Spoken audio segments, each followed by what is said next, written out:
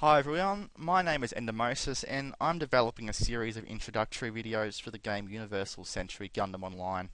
The purpose of this introductory video series is to help new players get a better grasp and understanding of how this game works. Um, Better than reading a wall of text that you can either get off the wikis or the forums. Sometimes they're full of errors and whatnot. So this will provide a visual understanding for new players on how to go about starting a new character in this game. Um, in this series, we'll have a number of videos. This first one will deal, as I said, with starting your character off, getting around town, getting your first mobile suit, equipping it with weapons, and getting your stuff out of the bank. Other videos in this series will focus on NPC combat, player versus player combat, crafting, and space. So for this one, we'll start with creating a character. Of course, you've got your options here for your appearances and your name. The most important thing is which nation you're going to be involved with. Both sides have English-speaking players, so you're fine with whichever child you choose. Of course, the Federation have their Gundams, Zeon have the Gelgoogs. So it's really up to do with which you want to choose. For the basis of this tutorial video, we'll be doing the Zeon side.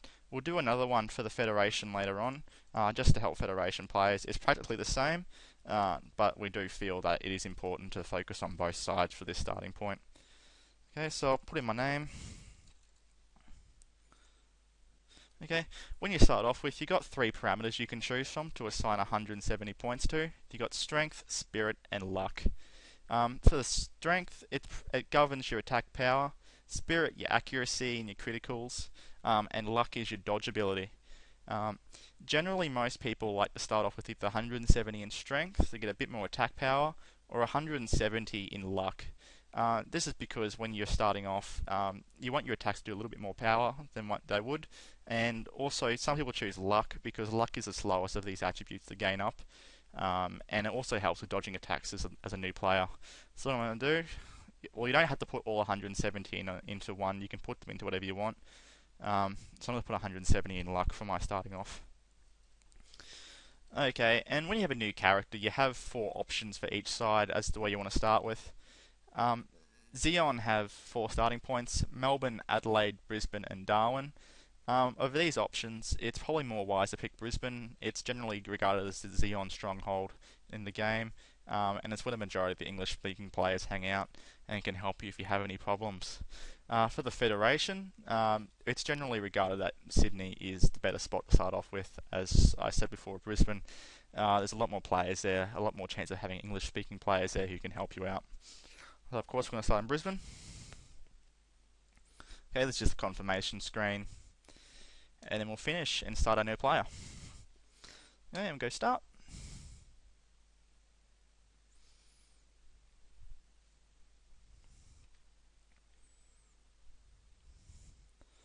Okay, and here we are just loading up right now. Okay, you're going to start off in your airport for your city. You're going to notice you're just standing still. We'll just start with the menu at the top. We've got your character. I'll just bring it up. Okay, so your nation, Zeon, and your rank, which is Seaman Recruit. That's where you all start. Your rank goes up with when you gain more skills and you get more kills. It'll also go down if you lose your suits in combat. Team, which is whatever team you belong to. You've got dollars there. You notice you have 0 right now. That's not actually true. You have 200,000 in the bank, and you can use that even when you have no money on you.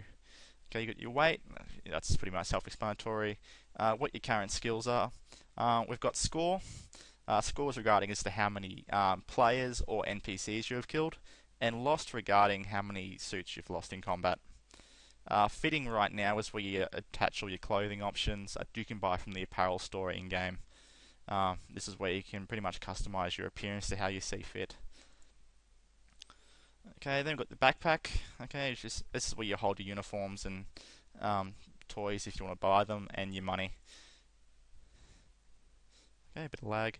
Okay, we've got the map option here. This will show you the map of Brisbane. It's not the entire map, as the map does go down. As you can see, there are options here for what the buildings are. You get your weapons on this one, your bank. The bank's important. That's where your money is right now, and you've also got 50 emergency repairs in there for yourself as well. Okay, skill. This will show all your skills. This is your combat skills for your mobile suits. Generally, when you're building up your skills, you want to focus on your main combat skill, and there are other skills that go with it. Just ask around on the forums and the wiki, and we can help you. Um, Help you with designing a build that will suit you as to how you want to play this game. Miscellaneous here has all your crafting and manufacturing skills. And also this menu here for status setting, this is only really important once you reach 800 total skill, and this here is for when you reach 700 character skill. This is where you can start downgrading some skills and upgrading some others, or keeping them whatever level you want them to be once you reach that stage to reach your final end game build. As I said before, it's not really important right now for you.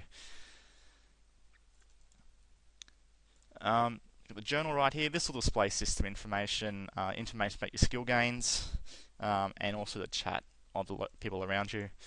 Community is regarding your friends list pretty much. This is where you can instigate group chats with your friends.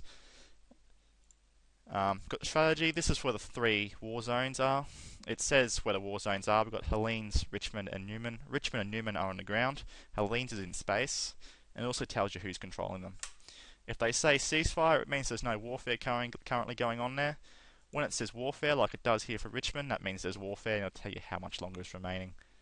These little things down here, these are the ICF points. They're for the combat in each city. We'll get into that in a future video, but pretty much you need ICF points. You need to either capture or defend them to keep your territory or take it over. Look at the options menu now. There is a translation for this on the wiki. It's probably more useful than me trying to explain it right now, but it will explain what all these different menus here are and what the options are in there for you to change. Help, not really that important unless you can speak Japanese.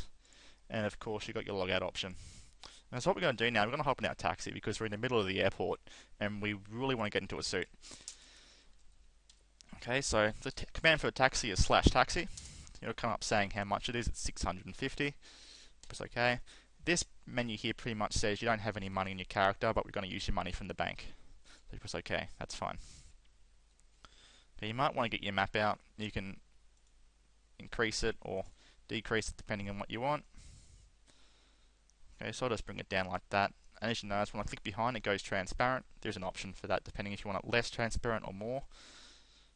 In the options menu, of course, refer to the wiki for that. So what we're going to do now, we're going to drive to the machine store. For the Federation, you start with 2 GM trainers in your hangar. And for the Xeon, you start off with 2 MS-05 Zakus. They're pretty much the basic unit for both sides.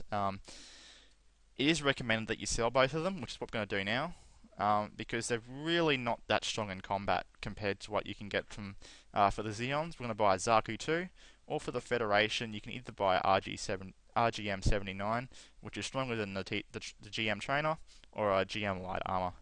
Of course, that can be focused on in the ZM tutorial. So right now, we're going to come down to the machine shop. As you can see here on my map, it says machine shop. Okay. I'll just take a moment right now to explain the map to you.